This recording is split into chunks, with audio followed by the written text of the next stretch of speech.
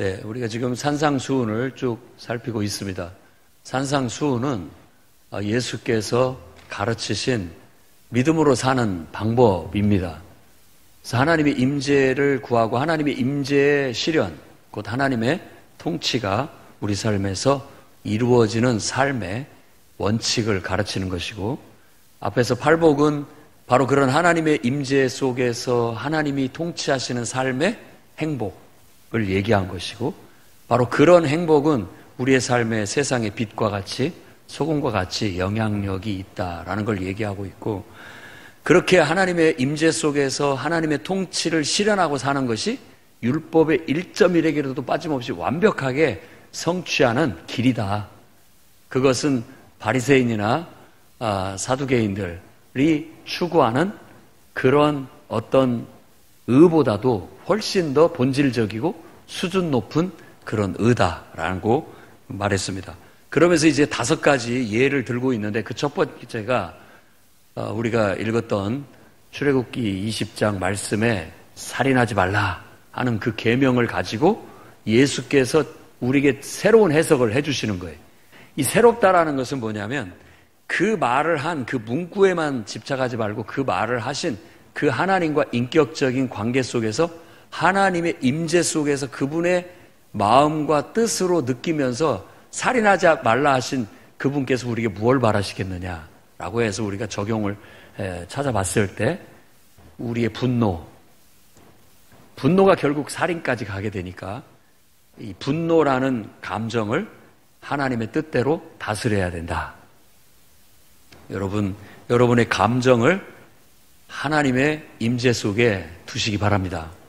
그래서 여러분의 감정이 하나님의 통치의 어떤 도구로 쓰여지게 된다면 그게 예수님이 가르치는 구원의 삶이에요. 내가 예수 믿는데 내가 어떤 삶을 살아야 예수 믿는 사람입니까? 라고 한다면 여러분들에게 있는 분노를 포함한 희노애락의 다양한 감정들이 다 원칙적으로는 가치가 중립적이에요. 그걸 어떻게 쓰느냐에 따라서 좋고 나빠지는 것이 그 자체가 좋고 나쁘다는 것이 아닙니다. 그런 모든 감정이 어떻게 하면 하나님의 통치 아래, 하나님의 뜻, 선하신 뜻 안에서 감정이 쓰여질 것인가. 우리가 분노라는 것도 부정적으로 보지만 하나님이 그걸 쓰신다고 한다면 그건 우리가 생각하는 것처럼 부정적인 게 아닙니다. 하나님이 쓰시는 도구가 된 거죠. 다만 그 분노나 또 기쁨이나 뭐 여러 가지 우리의 감정이 그냥 하나님의 선하신 뜻과 무관하게 내가 내 멋대로 혹은 내 육신의 욕구를 따라서 그것이 고삐 풀린 망아지처럼 쓰여지게 된다면 그것들이 오히려 해가 되고 죄로 간다라는 것을 말씀드렸습니다. 그러니까 여러분이 정말 그걸 수련하면서 사십시오. 평생. 수행이에요. 수행. 이 감정은 한번 내가 하나님의 통치 아래 다스려졌다고 해서 지속적으로 이렇게 다스려지는 게 아니에요. 끊임없이 풀 자라듯이 머리카락 자라듯이 자라요. 그걸 하나님의 통치 속에서 자꾸 다듬어야 됩니다. 그래서 하나님의 뜻대로 아름답게 선하게 하나님이 기뻐하시는 방향으로 발휘될 수 있도록 쓰여지게 된다면 단지 그냥 하나님 뜻과 상관없이 인간적인 관점으로 봤을 땐 왜 화를 내느냐라고 말할 수 있겠지만 하나님이 쓰시는 화도 있어요. 분노도. 그러니까 그런 것들은 분별하는 건데 단순하게 그냥 감정을 갖고 분별하는 게 아니고 그걸 하나님이 쓰고 계시구나 이런 걸 느낄 수 있도록 우리가 수행을 해야 되고, 다른 사람을 통해서도 그런 감정들이 표현되어졌을 때 그것이 하나님에 의해서 발휘되고 있고 그 동기가 하나님에 의해서 쓰여지고 있는지를 분별하는 것이 지혜고 영들을 분별하는 능력입니다. 그러니까 우리는 다 영적인 사람이기 때문에 영 안에서 하나님의 임재 속에 하나님의 영의 거룩한 영의 동기부여를 받아서 영향을 받아서 그런 것들이 이렇게 발휘가 된다면 아름다워집니다. 그리고 가치가 있고 의미가 있어져요. 똑같은 감정이 표현이지만 더 가치가 있고 더 의미가 있어진다라는 것을 첫 번째 예로 가르쳤고, 이번에 두 번째 예는 출애굽기 20장의 14절에 간음하지 말라는 말씀이나 또 신명기 법전에서 간음하지 말지니라 똑같은 얘기를 하고 있습니다. 그리고 내 이웃의 아내를 탐내지 말라는 10번째 계명 속의 하나의 구체적인 조항도 여기에 해당된다고도 볼 수 있겠습니다. 그래서 이 말씀을 가지고 간음하지 말라고 하지 않았느냐? 율법에 나는 이렇게 너희한테 말한다 라고 하면서 28절 보면은 나는 너희에게 이르노니 음욕을 품고 여자를 보는 자마다 마음에 이미 간음했다 라고 이렇게 새로운 가르침을 주고 계시는 겁니다.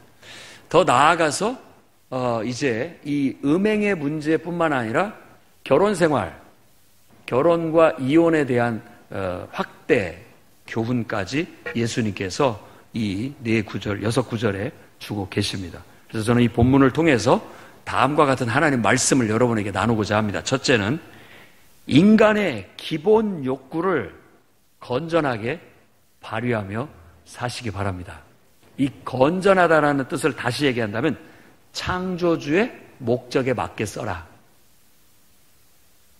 그럼 우리 인간이 가지고 있는 기본 욕구, 이 기본 욕구를 우리가 좀 생각을 해봐야 됩니다.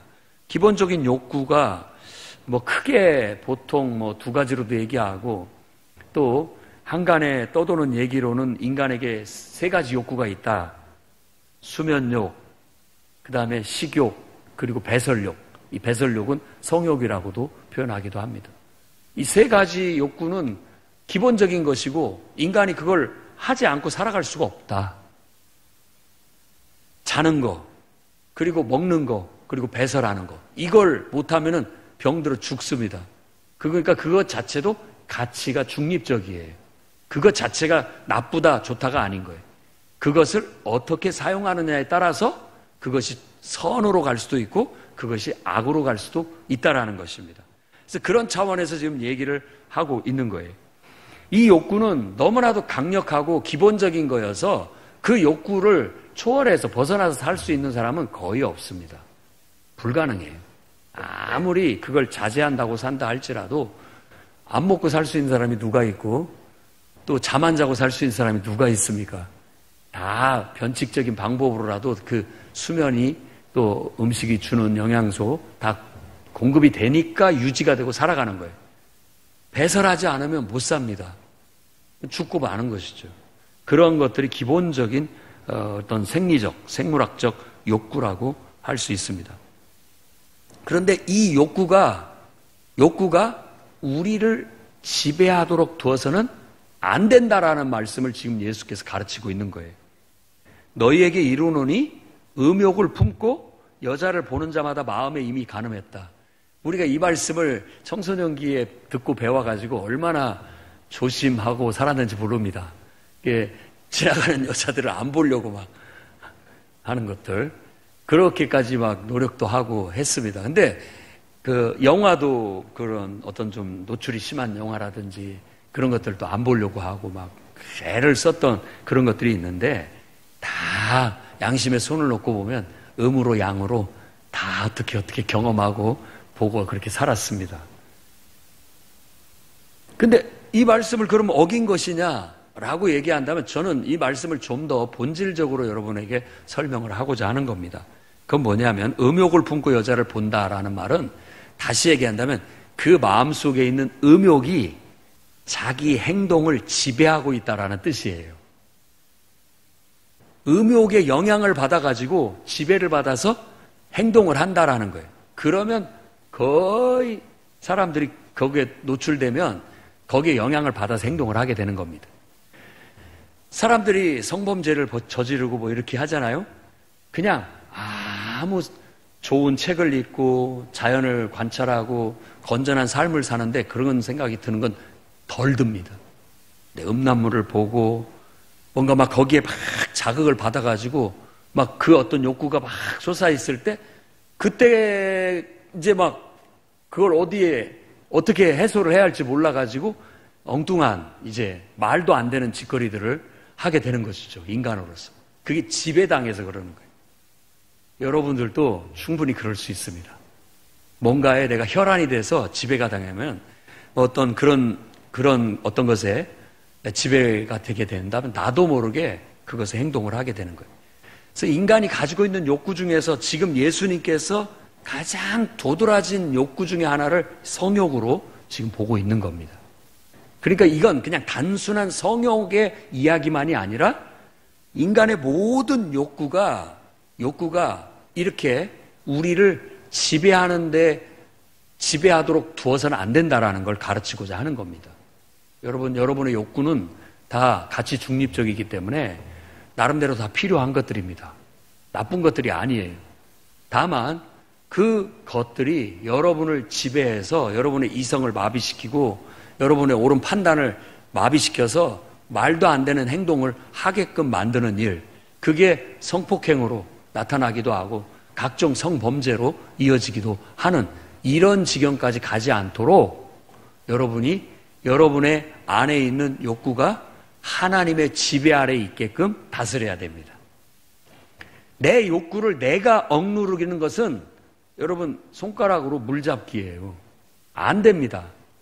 하나님만이 하나님의 거룩한 영이, 좋은 영이 우리에게 들어와야만 그 물길이 잡혀요. 그 물길이 잡힙니다. 내 마음이 그릇이라고 한다면 이 그릇 속에 말하자면 이 욕구가 꽉 차 있으면 다른 게 들어올 수가 없어요. 다른 게 들어올 공간이 없기 때문에. 그러다 보면 그 욕구가 나를 지배하는 거예요. 막 먹는 욕구가 나를 지배해서 막 먹게 되는 거예요. 다른 것이 이게 들어와서 이걸 밀어내야 다른 재미도 있구나, 먹는 것만이 다가 아니구나, 이런 것들을 알아서 균형이 잡히게 만드는 거예요. 그러니까 더 수준 높은 정신적인 기쁨, 즐거움, 유익함을 줄 수 있는 요소들이 내 삶의 영역에 그만큼 차지하고 있으면 이런 것들이 비정상적으로 나에게 너무 증식이 돼가지고 내 삶의 균형을 깨뜨리고 비정상적인 행동을 하게 만들지 않게 된다라는 거예요. 그래서 건전한 것을 보고 건전한 것을 듣고, 거룩한 것을 보고 거룩한 것을 듣고, 밝고 건강한 것들을 보고 느끼고 사는 것이 바로 이런 것들과 싸워서 되는 게 아니에요. 음란물을 보지 말자, 하지 말자 이렇게 해서 되는 게 아니고 자꾸 다른 것들을 하면서 어떤 유익을 얻고 다른 것을 얻고 통해서 기쁨을 얻다 보면 자연적으로 이것들이 내 삶을 영역 속에서 약화되고 통제가 되어질 수 있게 된다라는 것이죠. 그래서 우리가 하나님의 임재를 구하는 건 바로 그런 겁니다. 하나님의 거룩함이, 하나님에 대한 내 신앙이 내 안에 꽉 차서 내 영혼을 균형을 딱 잡아주면 이런 감정들이 두드러지게 발휘되지 않고 질서정연하게 발휘가 되질 수 있는 확률이 높아지는 거예요. 적어도 우리 인간에게는 확률적으로밖에 말할 수가 없습니다. 그렇게 됐다고 해서 완벽하게 통제된다라는 건 그건 장담할 수가 없어요. 왜냐하면 다 그 사람의 정도나 또 성격이나 다양한 상태에 따라서 조금씩 다 다르기 때문에 완벽하다고 말할 수가 없습니다. 예수 그리스도 외에는 완벽한 자가 없어요. 그렇지만 우리는 믿음으로 그렇게 예수님처럼 온전하게 나가 하나님의 임재 속에서 성령의 지배를 받고 통제를 받아서 살아가야 되겠다라는 분명한 의지, 고백은 갖고 있다라는 거죠. 그게 예수 믿는 사람이라고 할 수가 있겠습니다.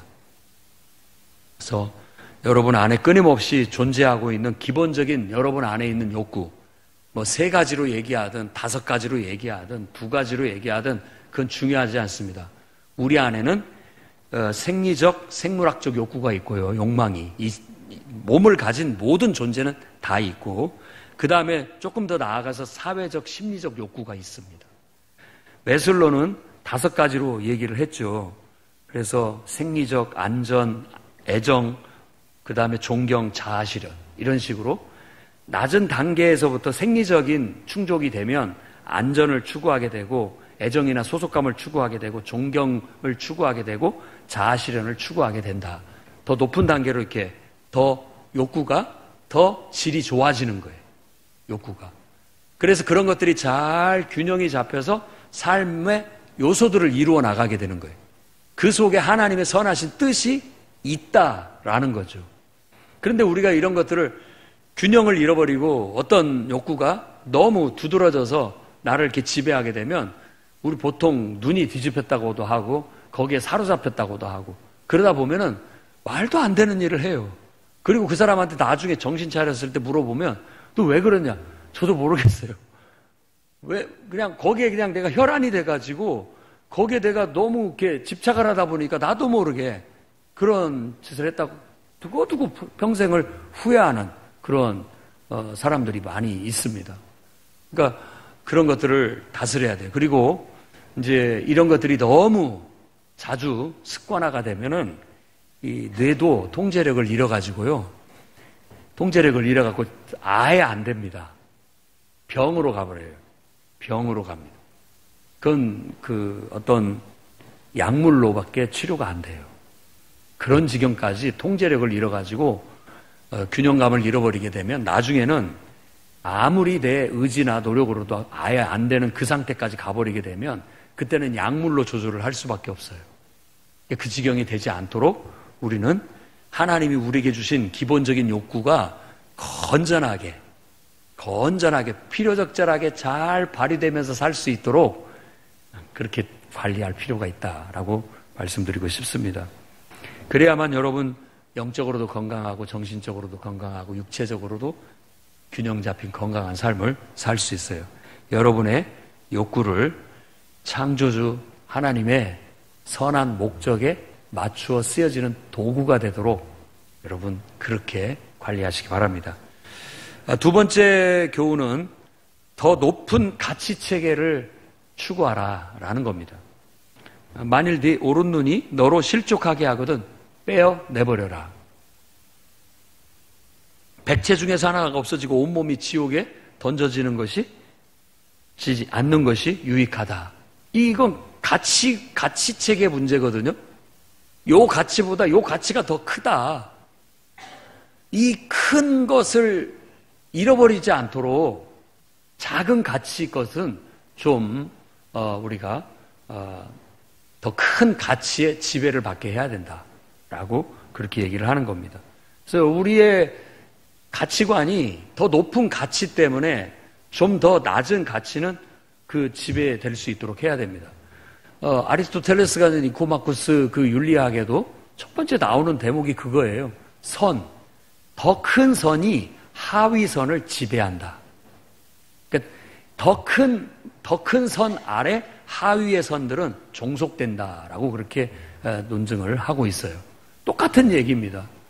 우리가 봤을 때 영적인 더 큰 가치, 영원한 가치를 더 중요하게 여기고 이 땅에서 잠깐 있는 것들, 없어질 것들, 그런 어떤 부분적인 가치들은 오히려 그 영원한 가치 속에 묻혀야 된다라는 거예요.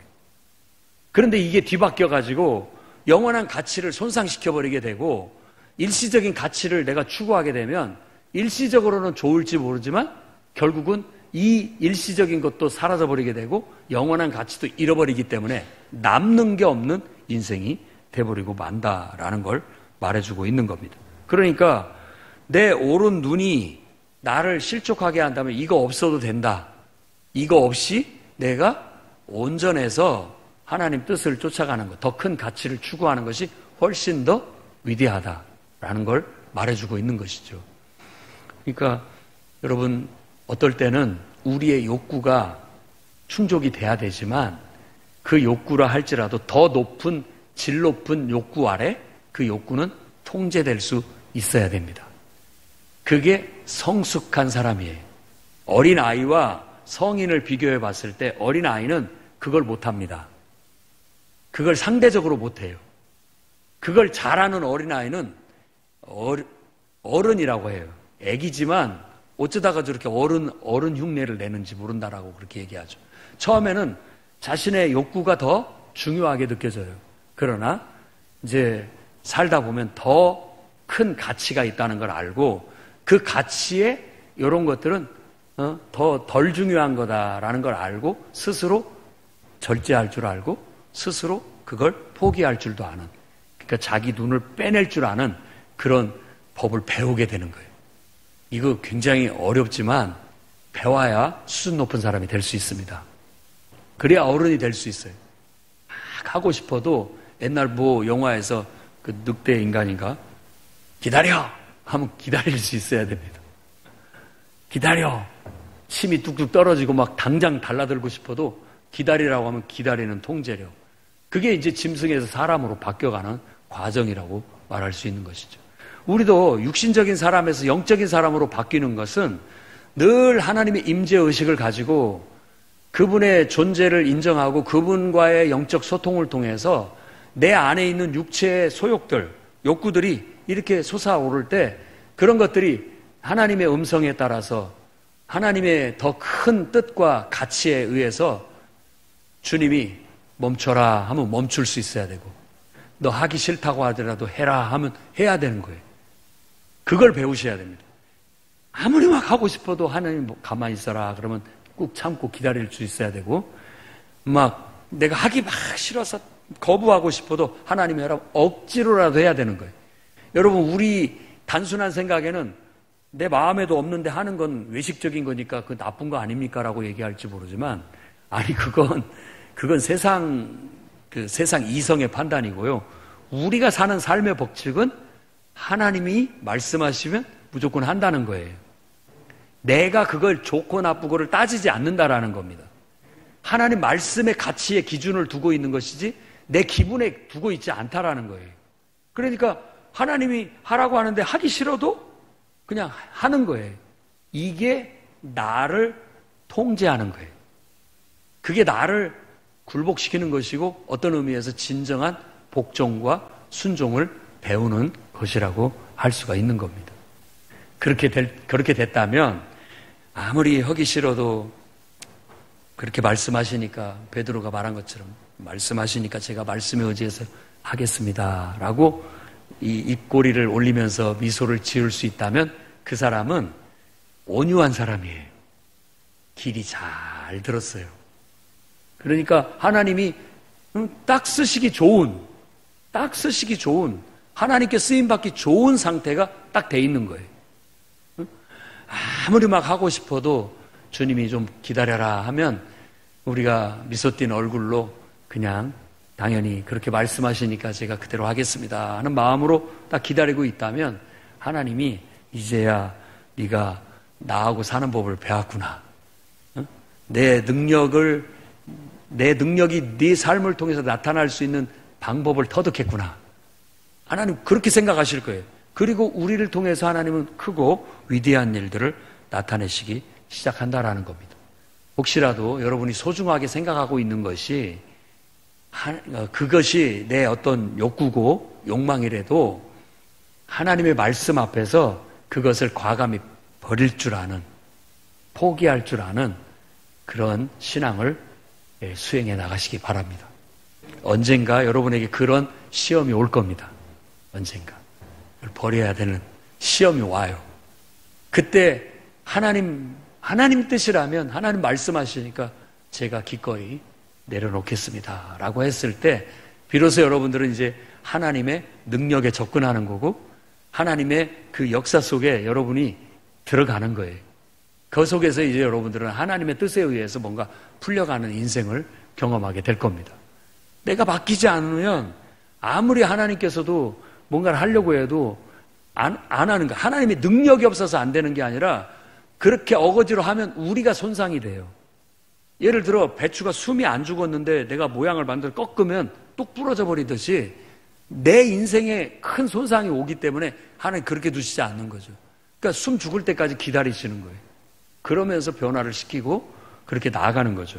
그러니까 우리가 얼마만큼 우리 자아를 버리고 정말 우리의 욕구가 하나님의 그 통치와 임재 속에 잘 절여져서 그분이 원하는 대로 내 욕망이 통제될 수 있고 발휘될 수 있다면 그게 바로 오늘 예수님께서 이 간음하지 말라는 말씀을 통해서 우리에게 가르치고자 하시는 원리라는 걸 여러분이 이해하기를 바랍니다.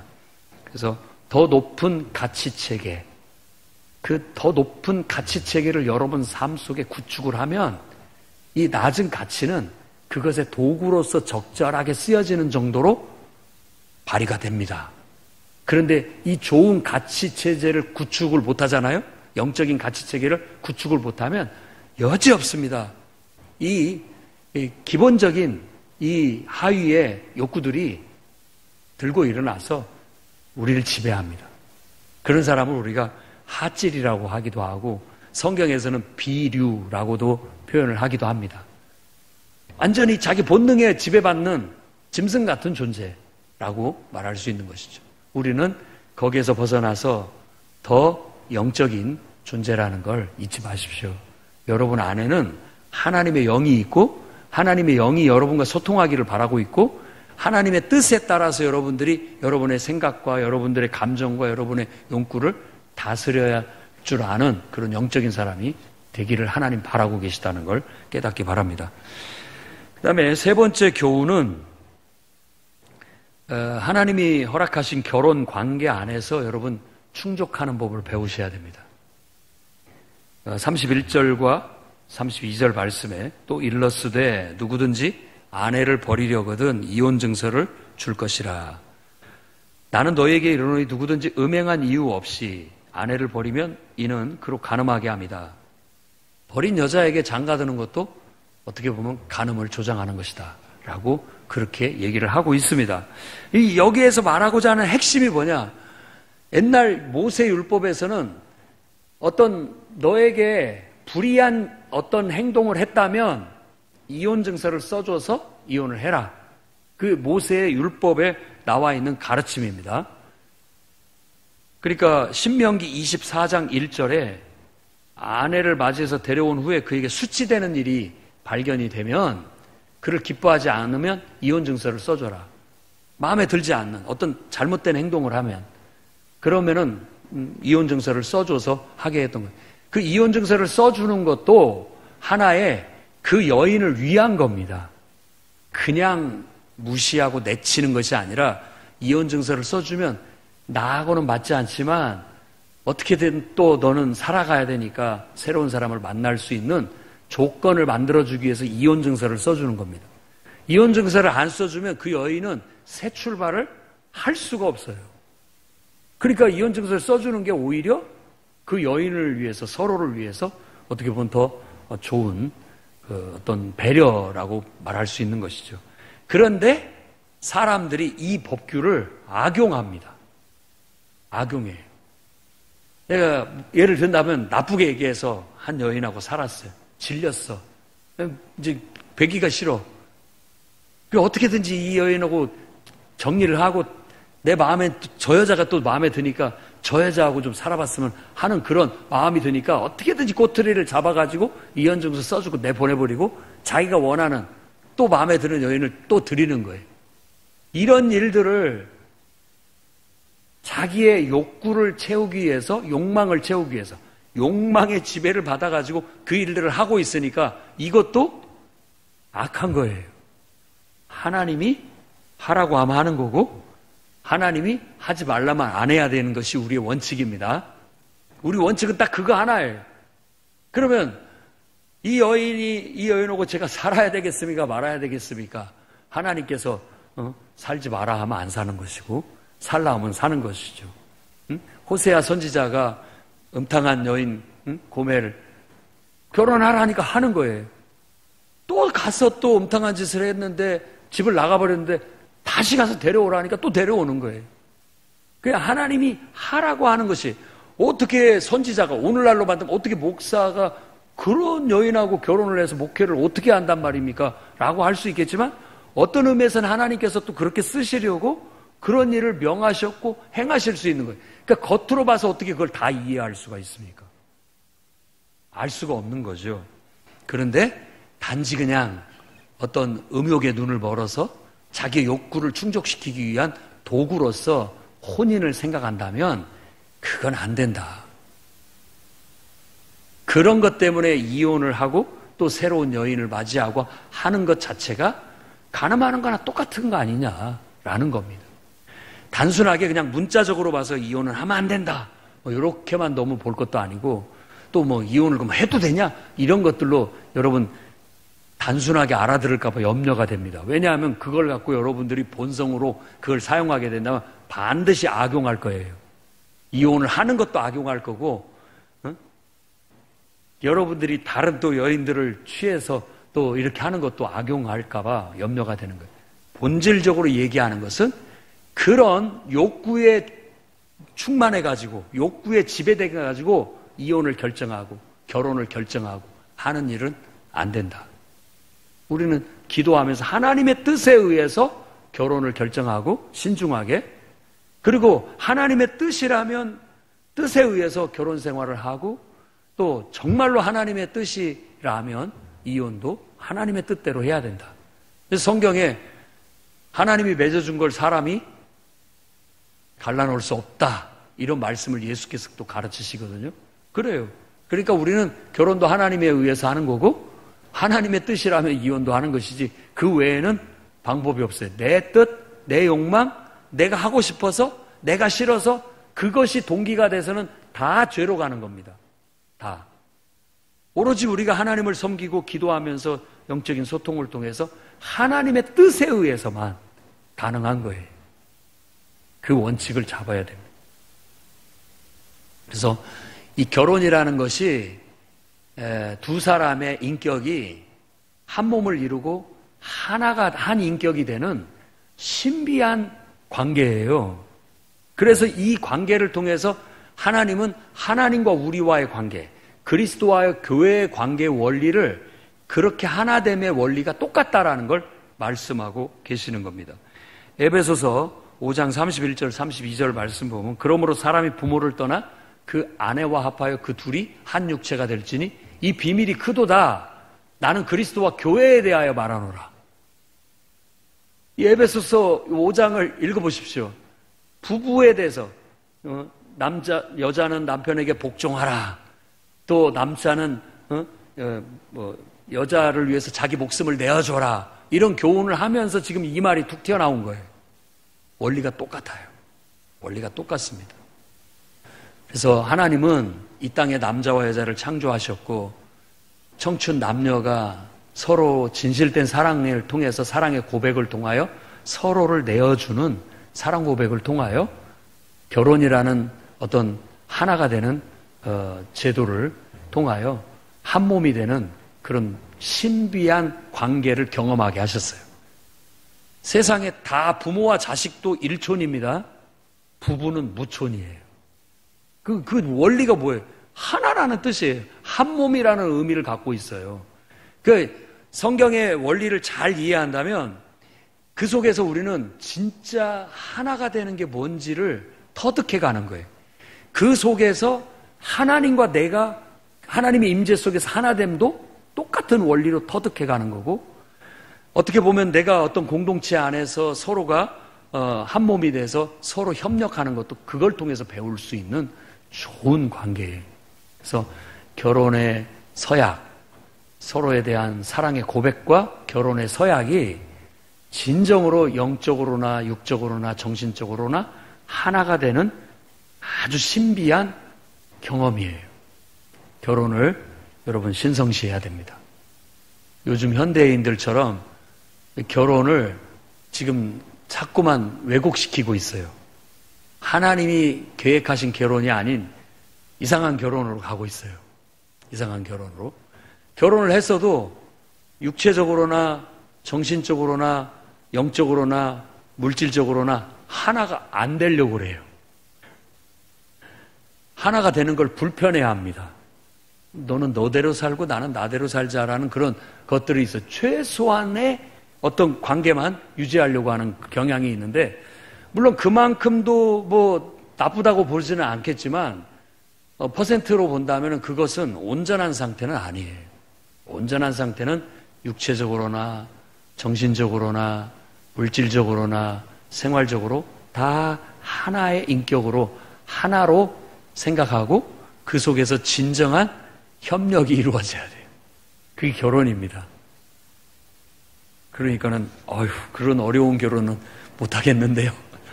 그러려면 다 나를 포기해야 되고 다 나를 내어줘야 되는데 그러고 싶은 마음이 없고 그럴 만한 이성을 못 만났습니다. 세상에 눈을 뒤집고 까서 봐도 그런 사람은 없더라고요. 뭐 그렇게 말한다면은 제가 뭐라고 할 말은 없습니다. 하나님 앞에 한번 따져보십시오. 하나님께 기도해 보십시오. 그런 사람을 내게 달라고. 그러면 뭐 너는 뭐 누구한테 충족된 사람이냐? 막 그렇게 말씀하실 거예요. 다 부족한 사람들끼리 서로 돕고 살라고 내가 배필을 지어준 거 아니냐.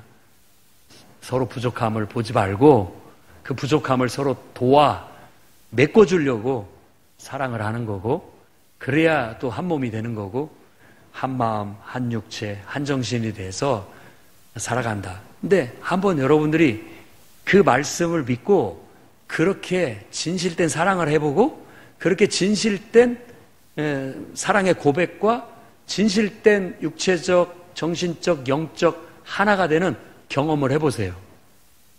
그리고서 왜 하나님이 그렇게 우리에게 가르치셨고 그렇게 계획하셨는지를 그때에서 하나님 앞에 말할 수 있습니다.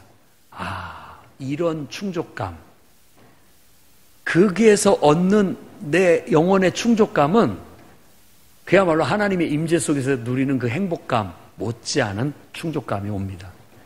그런데 결혼은 지옥과 같다, 결혼 생활이 너무 힘들다, 왜곡된 결혼 생활을 하고 있기 때문은 아닐까? 한번 조심스럽게 생각해 봐야 되는 거예요. 진짜 하나님이 원하시는 참된 결혼을 하고 하나됨을 이뤘다면 그 속에서 천상의 기쁨과 천상의 만족감과 천상의 충족감을 누리면서 하나님을 배우고 천국의 진리를 배우고 인생의 진리를 배우고 인간관계를 배우고 삶의 모든 요소들이 거기서 충족될 수 있어요. 그 속에 있습니다. 옛날에 우리 조상들이 이 검도를 익힐 때 이 칼 한 자루만 터득해도 만물의 이치를 다 배울 수 있다. 칼 하나만 터득을 해도 칼 쓰는 법을 똑같아요. 결혼 하나만 제대로 경험을 해도 거기에서 모든 인생에 우리가 얻을 수 있는 교훈과 거기에 있는 삶의 모든 요소들이 다 들어있어요. 완전히 종합 세트에 다 들어있습니다. 그래서 그게 사는 거구나, 이게 인생이구나, 이게 행복이구나, 이게 정말 만족감이구나 하는 것들이 그 속에 다 들어있어요. 여러분, 지금이라도 늦지 않았습니다. 지금부터라도 추구해 나가십시오. 자꾸만 그런 것들을 다른 데서 찾으려고 하면 그게 뭐냐면요, 그게 정신적 간음입니다. 성경에서 하나님을 섬길 때 그런 온전한 마음으로 섬겨야 되는데 자꾸 하나님을 통해서 우리가 만족을 얻고 충족을 얻어야 되는데 다른 데서 얻으려고 하니까 그게 우상을 숭배한다고 하는 거예요. 우상 숭배는 간음이에요. 간음. 똑같은 느낌이에요. 똑같은 느낌. 여러분 안에서 찾으십시오. 이 결혼이라는 제도, 그 어떤 한 인격과 인격의 만남과 진실된 사랑, 그리고 자신을 내어준 헌신, 그 속에서의 육체적, 정신적, 영적인 하나됨은 세상에서 정말 놀라운 행복이에요. 그 속에 모든 게 있다고 해도 과언이 아닙니다. 과언이 아니에요. 하나님은 그런 축복을 우리에게 줬어요. 그걸 축복으로 누리지 못하는 것은 잘못 쓰고 있기 때문이지는 않을까, 사용법을 몰라서 그런 것은 아닐까 생각해 봐야 되는 거예요. 그러다 보니까 자꾸만 마음에 안 든다, 충족이 안 된다, 다른 걸 찾고 다른 대상을 찾고 다른 대상을 찾지만 결국은 내가 원하는 건 거기 없어요. 해보십시오. 제가 해봐서 그런 말을 하는 게 아니라 관찰을 해보면 그렇다는 거예요. 찬찬히 인생들을 관찰해 보세요. 드라마 속에서 말하는 그 내용을 보십시오. 영화 속에서 말하고자 하는 세상을 한번 봐보십시오. 그런데 기쁨이 없습니다. 충족감도 없고요. 근데 하나님은 바로 이런 놀라운 비밀, 신비라고 하거든요. 어떻게 그런 관계 속에서 예배를 통해서 하나님과 하나됨을 통하여 충족되는 그 충족감 못지않게 한 인격과 인격이 진실된 사랑으로 하나 돼서 얻어지는 인생의 많은 충족감, 진리, 깨달음, 교훈, 우리의 삶의 모든 요소들이, 영양소는 거기에 다 들어있다라고 해도 과언이 아닙니다.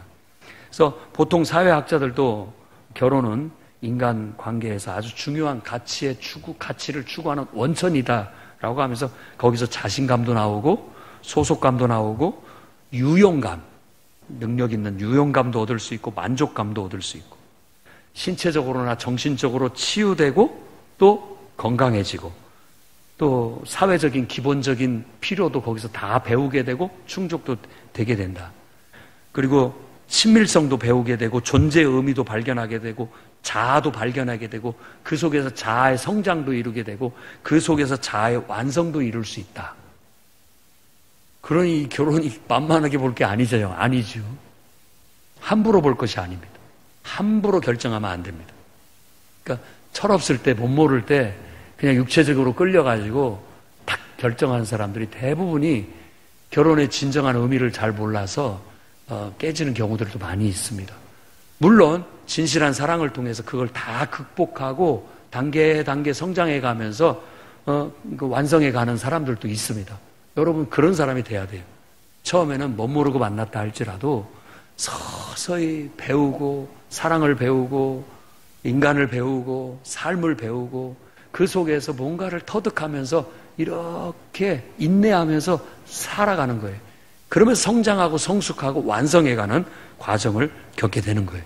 이 비밀이 커요. 놀랍습니다. 그리스도와 교회 이 속에도 있을 뿐만 아니라 여러분들의 진실한 사랑, 결혼이라는 관계 속에서도 그런 것이 숨어 있으니까 그 진리를 발견하고 그 진리를 추구하고 완성해 가시기를 바랍니다. 마지막으로 한마디만 하고 말씀을 마치려고 합니다. 여러분, 우리가 우리의 욕구를 통제하고 나아가는 것은 하나님의 본성에 참여하기 위한 겁니다. 내 육체적인 욕구가 내 본성이, 내 본능이 이게 나쁜 건 아니지만 이 본능을 그리스도로 옷 입혀야만이 완성이 되는 거예요. 그러니까 예수 그리스도로 옷 입지 않은 모든 것은 불완전해요. 거기에다가 예수 그리스도의 진리를 딱 옷을 입히면 내 본성이 하나님의 본성을 닮아가지고 하나님의 성품에 참여하게 된다는 거예요. 우리가 추구하는 구원은 바로 거기에 있습니다. 인간 구원이. 그냥 여기서 살다가 하나님 어떻게 출석도장 잘 찍어가지고 천국이나 가게 해주십시오라고 살면 그건 기독교 신앙을 못 모르고 하는 거예요. 진짜는 나 자신을 발견하고 내 자아를 완성해가는 구원을 추구하는 삶을 살아야 되는 겁니다. 베드로 후서 1장 4절 말씀에 이렇게 얘기합니다. 이로써 그 보배롭고 지극히 큰 약속을 우리에게 주사 이 약속으로 말미암아 너희가 정욕 때문에 세상에서 썩어질 것을 피하여 신성한 성품에 참여하는 자가 되게 하려 하셨느니라. 그러면서 믿음의 덕의 지식의 인내를 마지막에 형제 사랑까지 이렇게 쌓아갈 수 있게끔 말하고 있는 거예요. 그러니까 우리 인생은 수행이에요. 수행. 하나님의 본성을 닮아가는 수행. 타고난 본성이 하나님의 임재 속에서 그분의 거룩한 영으로 옷 입어서 내 본성이 하나님의 본성을 닮아서 하나님의 본성에 묻히게 되는 그것이 우리 인생의 궁극적으로 추구하는 인생 구원이고 또 우리가 추구하는 인생의 목적이고 방향이라는 걸 잊지 않았으면 좋겠습니다. 그래서 하루하루가 그 수행의 연속이에요. 그러다 보면 그 연속선상에서 천국이 있는 거예요. 천국이 있는 겁니다.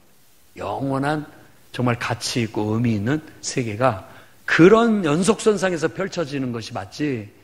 여기서 그냥 주일 출석도장만 탁탁탁 찍고 나면 천국은 그냥 따놓은 당상처럼 마치 어디 놀이동산에 들어가는 티켓 얻은 것처럼 그 티켓만 갖고 있으면 들어가면 된다라는 그런 식의 사고는 어린 아이 같은 사고방식이고요.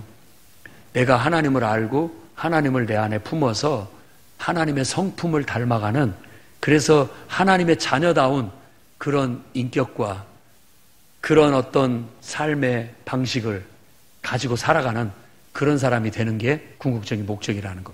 그러니 여러분 감정을 주님의 임재 속에서 주님의 도구로 사용하십시오. 여러분 안에 있는 이 성적인 욕망뿐만 아니라 여러분 안에 있는 모든 욕망들이 하나님의 뜻을 이루는 도구로 선하게 쓰여질 수 있도록 내어 드리시길 주의 이름으로 축원합니다. 기도하겠습니다. 거룩하신 주님,